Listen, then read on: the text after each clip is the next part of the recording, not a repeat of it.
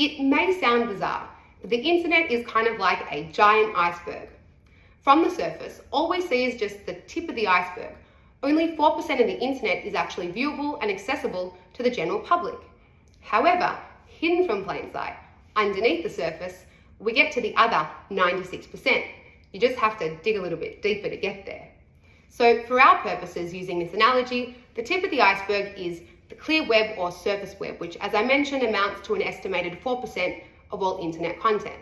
The clear web is where we conduct most of our everyday browsing activities, whether it be scrolling through Twitter, catching up on the news, buying something off Amazon or any other e-retail site, or watching a YouTube video. We access the clear web using our standard internet web browsers like Safari, Chrome, Firefox, Explorer, or otherwise, and the content on it is indexed and searchable and can be found by a standard search engine like Google. This is because the content on the clear web is intended to be found by anybody that wants to access it. However, if we dive just a little bit deeper beneath the surface, we get to the deep web, which is approximately 90% of all internet content. Like the clear web, the deep web can be accessed by your standard internet web browsers or applications, but unlike the clear web, its content is not meant to be found and accessed by all. It is access restricted, requiring some form of authorization or permission to see it, like a user login and password, or maybe a paywall you need to bypass. As a result, its content is not indexed or searchable on Google because it's simply not meant to be found by those who don't have permission to see it. We all use the deep web on a daily basis, and examples include our private email communications, social media direct messages, private medical records or academic records, and our financial information on our banking app. The other 6% of the internet is hidden in the dark underbelly of the internet known as the dark web. The dark web is an ecosystem of overlay networks called darknets, which exist on top of our existing internet infrastructure, but technically they're not part of the World Wide Web.